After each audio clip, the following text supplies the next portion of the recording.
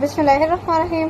سورت انفال کی آیات نمبر 38 سے لے کر 40 تک کا ترجمہ تفصیل چل رہی تھی، تھوڑا سا رہ گیا تھا، وہ آج کے ساتھ بیان کرتی ہوں انشاءاللہ۔ تو ہوا یوں کہ سیدنا حضرت اسامہ رضی اللہ تعالیٰ عنہ نے ایک شخص پر تلوار چلائی، تو انہوں نے جس کے اوپر تلوار چلائی تھی اس نے کلمہ پڑھ لیا، لا الہ الا اللہ محمد رسول اللہ، اس نے کلمہ پڑھ دیا، لیکن آپ نے تلوار کو نہ روکا، آپ نے پھر بھی اس کو قتل کر دیا۔ جب یہ واقعہ آقا کل جہاں صلی اللہ علیہ وسلم کی خدمت میں پیش کیا گیا تو آقا نے فرمایا کہ تم نے اس کو کلمہ پڑھنے کے باوجود کیوں قتل کیا؟ کیونکہ کلمہ پڑھ لینے سے وہ لوگ ہماری امان میں آ جاتے ہیں، اس کا مال اور اس کی جان ہمارے لیے حفاظت میں ہے، تم نے کیوں اس کا قتل کیا؟ چنانچہ حضرت عثمان رضی اللہ نے عرض کی، یا رسول اللہ، اس نے ڈر کر کلمہ پڑھا تھا۔ آقا نے ان سے فرمایا، کیا تمہیں اس کے دل کی خبر ہے کہ اس نے ڈر کر کلمہ پڑھا ہے؟ چنانچہ انہوں نے اللہ تعالیٰ سے استغفار بھی کی اور آقا سے معذرت بھی کی، یہ ان کا وہ تھا۔ تو حضرت عثمان رضی اللہ کہتے ہیں کہ کاش اس وقت مجھے یہ احساس ہو رہا تھا کہ کاش میں آج ہی مسلمان ہوا ہوتا، کاش میں نے آج ہی اسلام قبول کیا ہوتا۔ وَإِن تَوَلَّوْا فَاعْلَمُوا، یعنی اگر یہ کفار مسلسل تمہاری مخالفت کرتے رہے اور لگاتار آمادہ جنگ رہے تو تم یقین کر لو کہ اللہ تمہارا حامی و ناصر ہے، وہی تمہارا بہترین کارساز اور مددگار ہے۔ عبد الملک بن مروان نے حضرت عروہ رضی اللہ تعالیٰ عنہ کو خط لکھا کہ مجھے ہجرت والا جو واقعہ ہے وہ مجھے سنا دیجئے، لکھ بھیجئے۔ چنانچہ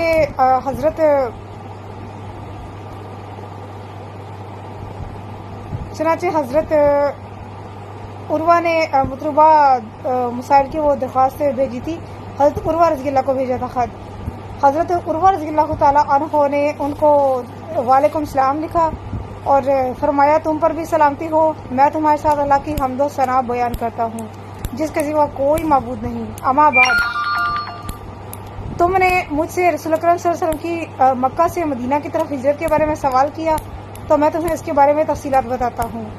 نیکی کی قوت اور برائی سے بچنے کی طاقت صرف اللہ تعالیٰ کے توفیل ہی ہے۔ ہجرت کا معاملہ کچھ یوں ہوا کہ اللہ تعالیٰ نے آقا کریم صلی اللہ علیہ وسلم کو منصب نبوت پر فائز فرمایا، اور آپ کیسے اچھے نبی، اچھے سید کہتے سردار کو، اور اچھے ساتھی تھے۔ اللہ تعالیٰ آپ کو جزائے خیر عطا فرمائے اور ہمیں آقا کریم صلی اللہ علیہ وسلم کے ساتھ قیامت کے دن جنت میں داخل فرمائے اور ان کے ساتھ ہی ہمیں اٹھائے۔ آپ کی ملت پر ہمیں اللہ کریم زندہ رکھے، ہمیں آپ کے مذہب پر ہی اللہ پاک موت دے۔ تو ہوا یوں، آقا کل جہاں صلی اللہ علیہ وسلم نے لوگوں کو تبلیغ شروع کی، آہستہ آہستہ لوگوں کو دعوت دینا شروع کر دی۔ کچھ لوگ آپ کی بات سن لیتے اور کچھ لوگ نظر انداز کر کے آگے بڑھ جاتے۔ چنانچہ اس طرح کے ایسے الفاظ یوز ہوئے ہوئے جو میری غیرت نہیں گوارا کرتی کہ میں بیان کروں۔ تو کچھ مالدار قریشی طائف سے مکہ آئے تو ان لوگوں نے آپ کی تبلیغ کو ناگوار محسوس کیا اور سختی کرنے لگے۔ چنانچہ عوام الناس میں بھی چند لوگ آپ سے جو ہے نا وہ اعراض کرنے لگے، اور چند لوگ آپ کے دین پر یعنی کہ لا الہ الا اللہ محمد رسول اللہ پر ٹکے رہے، ڈٹے رہے۔ چنانچہ پھر ان کے رؤسا نے آپس میں یہ مشورہ کیا، ان کے عزیز و اقارب نے بھی، کہ اس نبی کی جو اطاعت کرتا ہے اس کے اوپر سختی کی جائے۔ اس طرح ایک آزمائش، یہ پہلی آزمائش تھی ایمان والوں پہ، اور زلزلہ برپا کر دینے والا فتنے کا آغاز ہوا۔ بہت سے مومنین اس فتنے سے دوچار ہوئے اور کچھ کو اللہ تعالیٰ نے اس سے محفوظ رکھا۔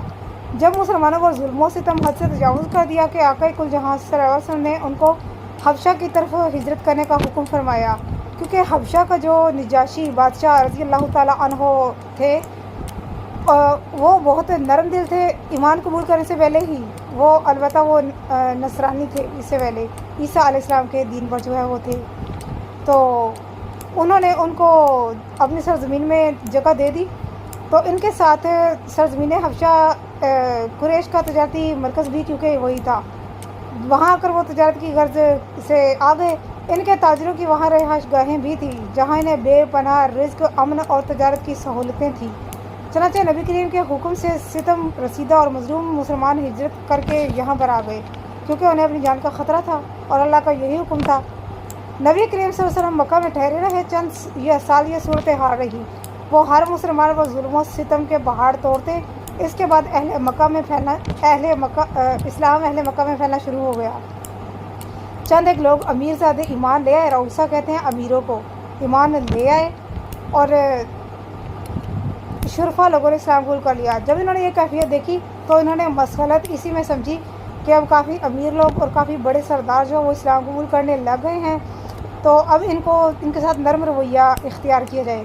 چنانچہ انہوں نے نرمی والا رویہ اختیار کیا۔ مسلمانوں کی یہ پہلی آزمائش تھی جو کہ ختم ہو گئی۔ اب یہ ہوا کہ کفار کا رویہ نرم ہونے کی وجہ سے جو لوگ حبشہ کے پاس گئے ہوئے تھے وہ لوگ بھی وہاں سے واپس آ گئے۔